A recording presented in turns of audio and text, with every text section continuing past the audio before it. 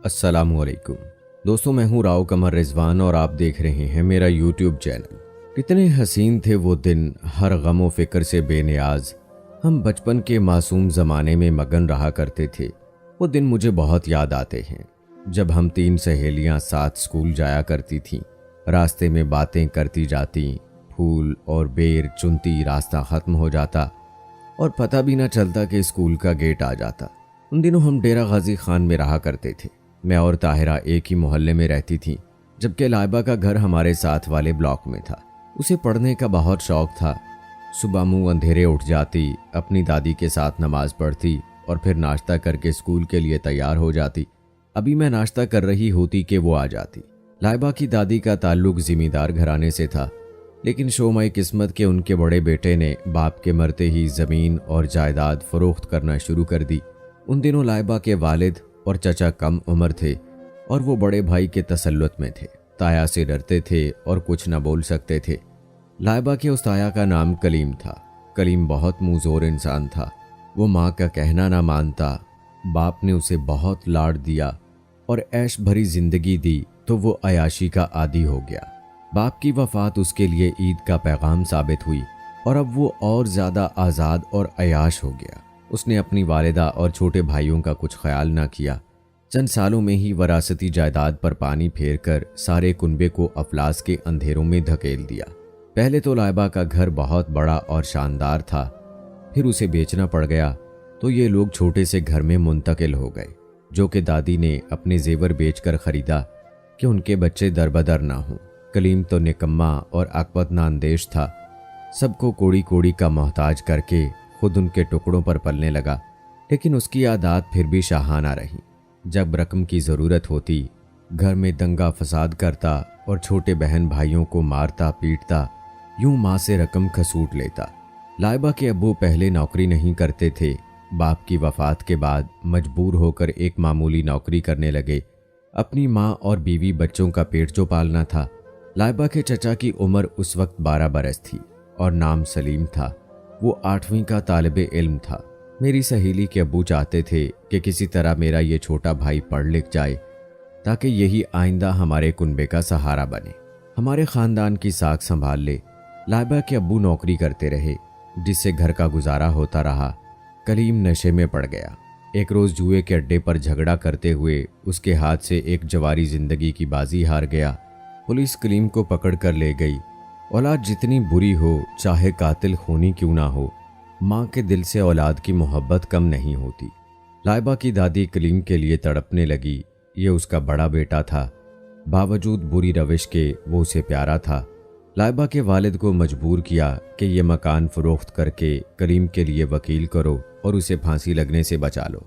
हम किराए के मकान में रह लेंगे और अल्लाह ने चाहा तो फिर मकान बनाएंगे, मगर मेरा बेटा वापस ना आएगा।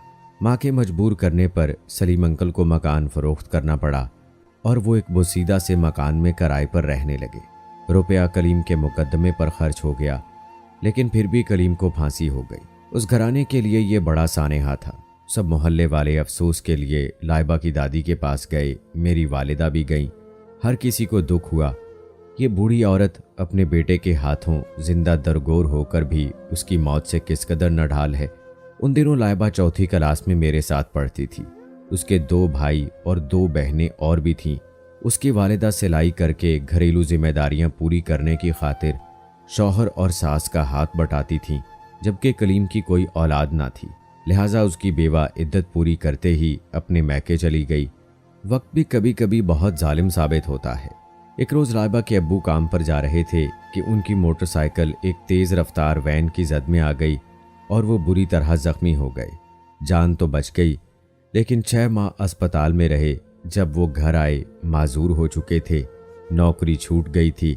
लाइबा के चचा ने चाहा कि पढ़ाई छोड़कर मजदूरी कर लें और कुनबे की डूबती कश्ती को सहारा दें, मगर अंकल सलीम ने छोटे भाई को ऐसा ना करने दिया।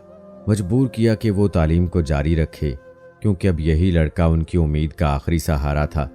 उनका ईमान था कि बुरे भले दिन जूं तूं गुजर ही जाते हैं, मगर इंसान को हिम्मत ना हारनी चाहिए।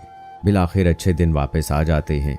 लाइबा का चचा मेहनत से पढ़ता था, क्योंकि उसको घर के हालात का एहसास था। दादी बूढ़ी थी, कोई काम ना कर सकती थी। अब घर का बोझ लाइबा की वालिदा पर था। वो सिलाई करके 2 वक्त की रोटी बमुश्किल पूरी करती थी। कभी घर में फाके भी हो जाते, लेकिन लाइबा हमको कुछ ना बताती। ताहम वो रोज़ बरोज़ कमज़ोर और जर्द होती जाती थी। हालात से मजबूर होकर एक दिन उसकी माँ एक स्कूल में गई। चूँकि प्राइमरी पास थी, टीचर तो लग ना सकती थी। अलबत्ता वहाँ एक आया की जगह खाली थी। ये नौकरी भी उस शरीफ मेहनत कश औरत ने कबूल कर ली ताकि ये अपने बच्चों और देवर को पढ़ा सके। वो स्कूल की आया हो गई, जिसके बदले में इसी स्कूल में उसके 2 बच्चों को मुफ्त तालीम की सहूलत मुयस्सर आ गई। लाइबा अब 5वीं में थी।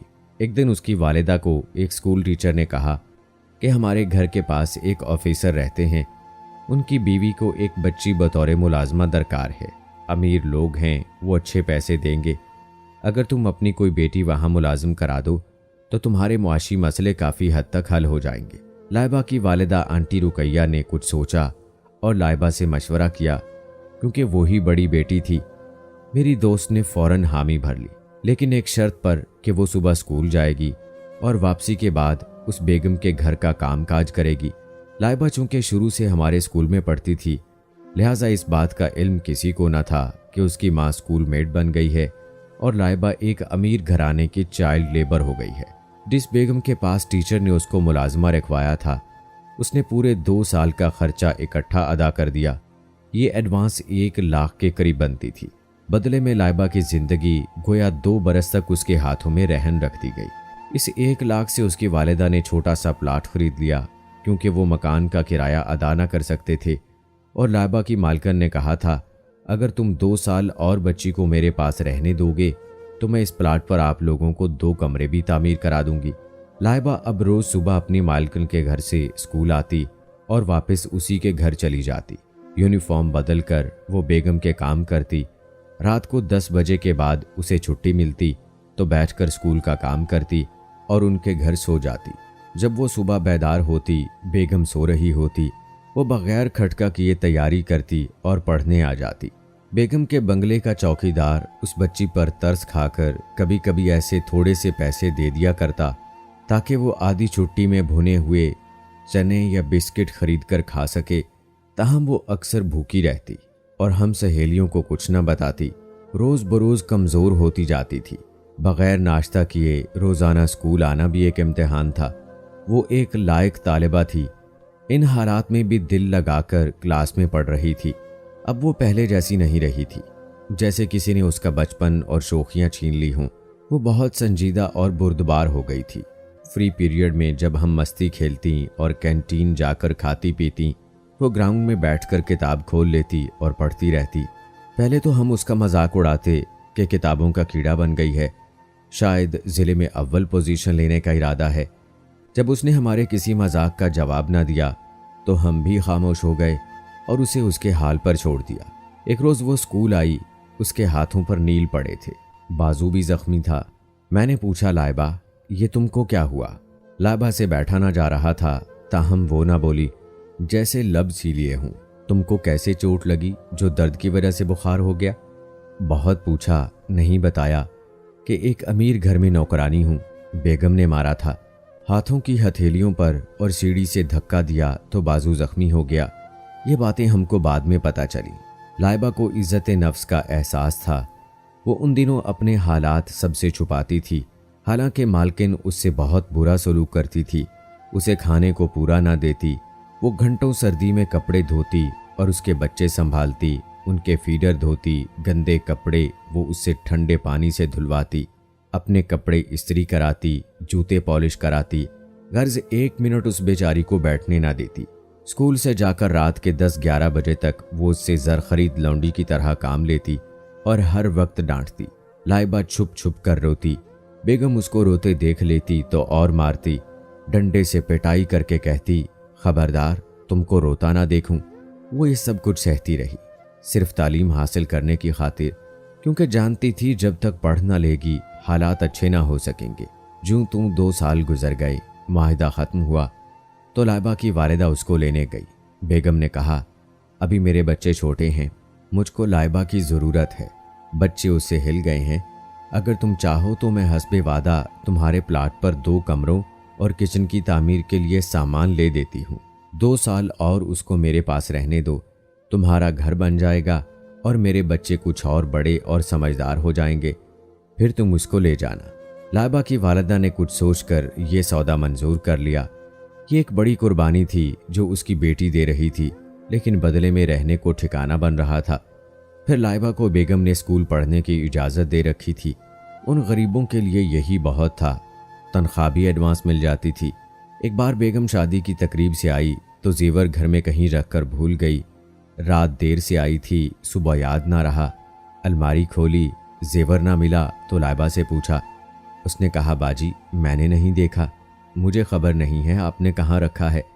बेगम पहले भी अपने सोने के टॉप्स, अंगूठी और गले की चेन वगैरह सिंगार मेज पर डाल देती तो लाइबा संभाल लेती और बेगम के हवाले कर देती थी। मैंने रात सिंगार मेज की दराज में रखा था, नींद आ रही थी। अब जेवर वहां नहीं है, अलमारी में भी नहीं है, यकीनन तुमने छुपाया है। मुझे ढूंढ कर दो वरना जान से मार डालूंगी। सारा दिन जेवर ढूंढा मगर ना मिला। घर में होता तो मिलता, वो तो साहब ने दफ्तर जाते हुए जेब में डाल लिया था।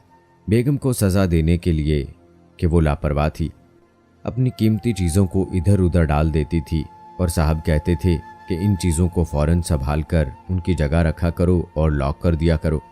कोई चीज़ कीमती सामने धरी हो तो घर में कई लोग आते जाते हैं, कोई भी ले जा सकता है। बेगम का ध्यान साहब की तरफ ना गया। उसने लाइबा पर चोरी का शुबा करके उसे खूब मारा पीटा और स्त्री से कमर दाग दी, लेकिन वो बेचारी कैसे कबूल कर लेती जब उसने जेवर उठाया ही ना था। तुमने इसलिए छुपाया है कि जब तुम्हारी माँ मिलने आएगी उसको दे दूंगी। मैं खूब जानती हूँ। ये बेगम का मफरूज़ा था। लाइबा को जब स्त्री से दागा, उसकी चीखें पड़ोसियों ने भी सुनी, मगर वो बेज़मीर फिर भी चुप रहे कि किसी के घर के मामले में कैसे मदाखलत करें। शाम को साहब आए तो लाइबा फर्श पर पड़ी सिसक रही थी। उन्होंने बीवी से पूछा, इसे क्या हुआ? इस मरदूद ने जेवर छुपा लिया है जो कल रात में शादी में पहन कर गई थी, क्योंकि घर में इसके सिवा और कोई नहीं है। अच्छी तरह ढूंढा है, कहीं रखकर भूल गई हो। तुम्हें भूलने की आदत हो गई है। अच्छी तरह ढूंढा है, कहीं नहीं है। सारी अलमारी छान ली है। तुमने नाहक इस बेचारी को जदोकोब किया है। ये लो जेवर, तुमको सबक सिखाने को थोड़ी देर के लिए परेशान किया था। उन्होंने जेवर निकाल कर बीवी के हवाले कर दिया। सबक बेगम को क्या मिला, बेचारी लाइबा की जान पर बन गई। कई दिन तक जख्म तकलीफ देते रहे और बेगम खुद ही मरहम लगाती थी ताकि किसी को पता ना चले। उन दिनों भी 10 रोज तक वो स्कूल ना आ सकी, जिसकी वजह से पढ़ाई में बहुत पीछे रह गई। अब वो लायक से नालायक तालिबा हो गई। टीचर्स भी डांटती कि तुम क्यों इस कदर लापरवाह होती जा रही हो। बड़ी क्लास में आ गई हो, आगे बोर्ड के इम्तिहान होंगे, क्या फेल होने का इरादा है? अगर नहीं पढ़ना तो घर बैठ जाओ। क्या बताती कि घर बनवाने ही के लिए ये अजाब सह रही हूँ। बेगम ने सरिया, ईंटें, सीमेंट, तामीर का सामान लाइबा की माँ के प्लाट पर पहुंचा दिया और मकान भी बन रहा था, मगर लाइबा अंदर ही अंदर मरती जा रही थी। जुल्म सहने की ताकत खत्म होती जाती थी। उसकी भूख मर गई थी। खाली पेट स्कूल आने से पेट में दर्द रहने लगा था। 2-3 बार बेहोश भी हुई, मगर खुददार थी कि हम करीबी सहेलियों को भी न बताती कि मैं बगैर नाश्ते खाली पेट स्कूल आ जाती हूँ, क्योंकि बेगम सो रही होती हैं। उनकी इजाज़त के बगैर खाने पीने की कोई शय नहीं उठा सकती। मैं और ताहिरा खाते पीते घराने से ताल्लुक़ रखते थे। रोज़ लंच बॉक्स साथ लाते और जेब खर्च भी पास होता, लेकिन वो कुछ बताती नहीं थी। तो उसके खामोश रवैये से हम अब उससे दूर दूर रहने लगे थे। उसको जैसे दोस्ती के रिश्ते से भी दिलचस्पी ना रही हो। उसकी शख्सियत बेगम के घर में रहने से बिल्कुल ही बदल चुकी थी। वो गरीब ज़रूर हो गए थे, लेकिन पीछे से जिम्मेदार घर की खूबू तो मौजूद थी। उसमें वो अब भी ऊंचे ख्वाब देखती थी। हमारे घर आती तो कहती, सादिया, जब हम दोबारा अमीर हो जाएंगे तो बिल्कुल ऐसा घर बनाएंगे जैसा कि तुम्हारा है। लाइबा नेक सीरत थी। उसने 5वीं में ही कुरान पाक हिफ्ज कर लिया था और हर वक्त जुबानी तिलावत करती रहती थी। वो बहुत पुरकशिश हुआ करती थी, मगर अब चेहरा बेरौनक और जिस्म हड्डियों का ढांचा बन गया था। इंसान एक हद तक सख्ती बर्दाश्त कर सकता है। 8वीं जमात में आते ही बीमार पड़ गई। उन्हीं दिनों उसका चचा किसी दोस्त की मदद से कमाने की खातिर दुबई चला गया। ये लोग नए घर में शिफ्ट हो गए और किराए का घर छोड़ दिया। हम उनके नए घर को देखने गए। 3 मरले का मकान था। हवेली में रहने वाले ये लोग उस घर में भी इस कदर खुश थे कि जैसे दुनिया जहान की नेमत मिल गई हो, क्योंकि अपना घर तो अपना होता है, घास फूस का ही क्यों ना हो। लाइबा अब इतनी कमज़ोर हो गई थी कि बोलना चाहती तो बोल ना सकती, आवाज़ ही ना निकलती थी। जब हम उसके घर अयादत को गए, वो इशारे से बात कर रही थी। मैंने वालिदा को बताया तो वो उसको मजबूर करके अस्पताल ले गई। चेकअप कराया तो पता चला कि जिस्म पर जलने के दाग और ज़रबात हैं। डॉक्टर मेरी वालिदा की खालाजाद थीं। वो ये सब देखकर हैरान रह गई। लाइबा की माँ से कहा कि तुम लड़की का ख्याल करो, वरना मैं पुलिस को इत्तला कर दूंगी। वो समझी कि लाइबा का भाई सख्त मिजाज है, वो इसे मारता है, क्योंकि उसने माँ को यही बताया था कि बगैर बताई सहेली के घर चली जाती है तभी मार खाती है। लेकिन ये सरासर झूठ था। अम्मी ने जब भाई को ये हालात बताए तो मेरे भाई को बहुत दुख हुआ। वो फौज में ऑफिसर हो गए थे। कहा कि मैं लाइबा से शादी करूंगा। अम्मी को आमादा किया कि उसका रिश्ता ले। वो नेक लड़की है। गुर्बत की वजह से ये हालात हो गए हैं, लेकिन ख़ानदान तो अच्छा है और पहले ज़िम्मेदार घराना था जो कलीम ताया की वजह से बर्बाद हुआ है। अम्मी राज़ी हो गईं। कहा लाइबा मैट्रिक कर ले तो रिश्ता कर लेंगे। इम्तिहान नज़दीक आ गए। पेपर वाले दिन वो पर्चा हल कर रही थी कि कलम उसके हाथ से गिर गया और उसके हाथ कांपने लगे। मैं पर्चा कर चुकी थी। उसे सहारा दिया, बैग उठाकर बाहर लाई। गुज़श्ता रात से कुछ खाया ना था। भाई गाड़ी पर लेने आए थे। ज़बरदस्ती उसको घर ले आई और नाश्ता कराया।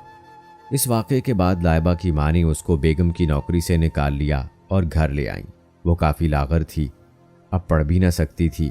माँ ने लाइबा की गिरती सेहत के सबब उस अमीर बेगम से मज़ीद नया मुआहदा ना किया, क्योंकि अब उनका देवर कमाने लगा था। वो दुबई में मुलाजमत करता था, रकम बाकायदगी से भिजवा रहा था। लेकिन मसाइब के जिस तूफ़ान का मुकाबला उस बाहिम्मत और नातवा लड़की ने किया, वो अपने जानलेवा असरात उन पर छोड़ गया।